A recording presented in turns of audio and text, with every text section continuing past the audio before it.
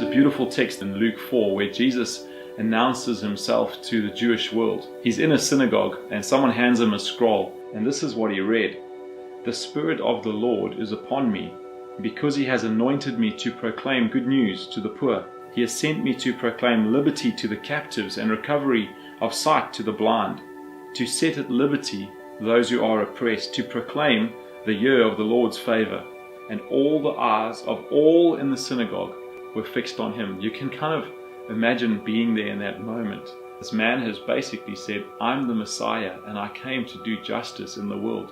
Isaiah 42, a parallel text to the one I just read, speaks about Jesus coming to bring justice, the bringer of justice to the world.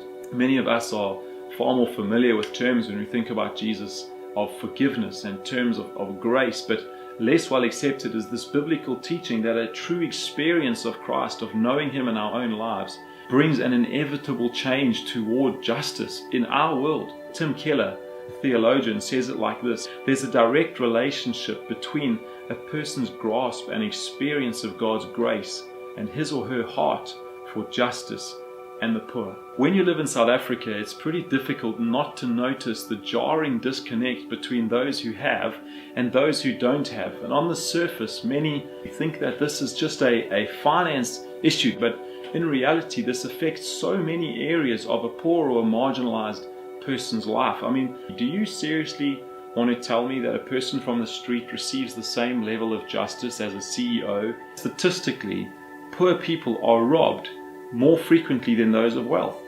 This is one of the most common forms of injustice, and yet when you think of police responding to these moments, do they respond quicker to a call from Dalsig or a call from Kayamandi?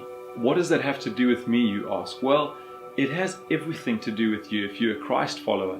Just like our Savior said He came to do justice in this world, so we also are here to do justice in our world. So about 3 years ago, as elders, we took a decision to put aside a significant portion of New Gen's income so that we could do two things. One, we wanted to genuinely advance the gospel, not just in Stellenbosch, but beyond that as well. And then secondly, we wanted to help the marginalized, the people who no one else cares for in Stellenbosch. We quite quickly realized that it's a lot tougher than you would imagine to spend this money wisely in a way that models good stewardship. I mean, where do you begin?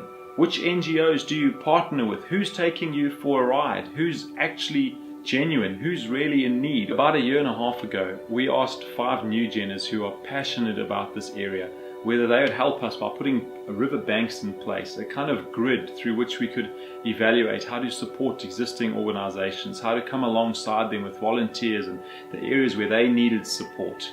These organizations are right here in Stellenbosch, where you live, where you work, so that we could hear testimonies of God doing things in our town. He's called us here for this moment. This is the space where God can get in and grip you, can grip me, can grip our hearts as we go in and see stuff which we've never seen before. God can come and do something miraculous and stirring inside of us. So does this excite you?